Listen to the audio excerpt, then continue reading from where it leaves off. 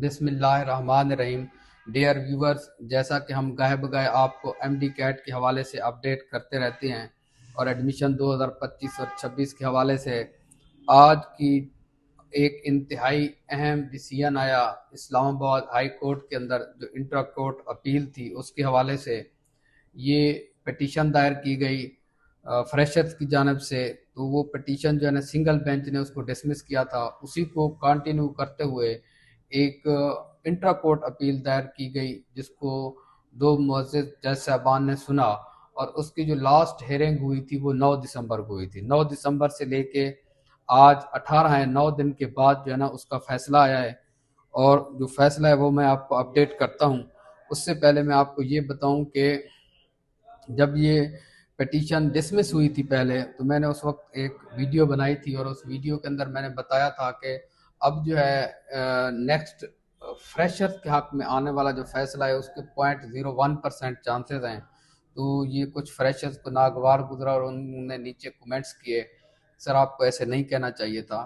ہم تو کوشش کرتے ہیں کہ آپ لوگوں کو پریڈکشن فیکٹس اور فائنڈنگز کی بنیاد کے اوپر آپ کے سامنے رکھیں۔ تو آج جو انٹرا کورٹ اپیل کا فیصلہ آیا ہے وہ بھی جو ہے نا انٹرا کورٹ اپیل جو تھی وہ بھی ڈسمس ہو گئی ہے۔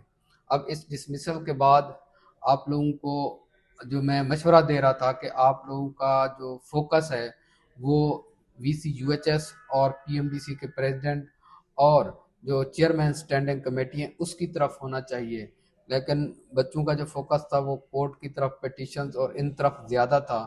تو اس وجہ سے جو ہے یہاں سے، کیونکہ جو کورٹس ہوتی ہیں وہ یوجولی جو ایکٹ اور لا ہوتا ہے بنے ہوتے ہیں، ان کا کسی قسم کا وہ ریلیف اگر بہت زیادہ کوئی سٹرانگ ایویڈنس ہو تو دیتے ہیں، ادروائز وہ ریفر بیک کر دیتے ہیں ٹو ریسپیکٹو ڈپارٹمنٹ۔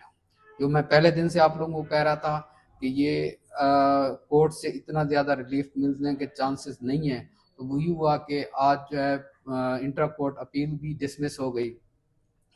آلدو کہ ہمیں جو کورٹ کا ڈیسیژن ہے اس کا ہم 100% جو ہے نا ہر بندے کو احترام کرنا چاہیے اور ہونا بھی چاہیے۔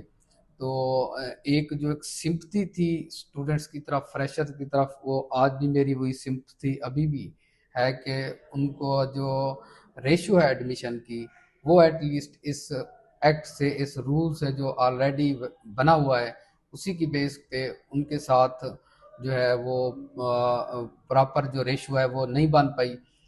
اینی ہاؤ جو کورٹ کا ڈیسیژن ہے وہ ظاہری بات ہے ہر کسی کو ایکسیپٹ کرنا چاہیے اور ایکسیپٹ کرنا بھی پڑے گا۔ تو یہ انٹرا کورٹ اپیل کے حوالے سے کچھ اپڈیٹس تھی۔ اب ایک اور چیز جو ہے وہ اس ساری موومنٹ کے اندر ایٹ لیسٹ یہ لگ رہا ہے کہ ان فیوچر جو ہے نا یہ جو ویلیڈیٹی ہے یہ ختم کرنی پڑے گی پی ایم ڈی سی کو، اور پی ایم ڈی سی اس کے اوپر سوچ بھی رہی ہے کہ اس کو ختم کیا جائے۔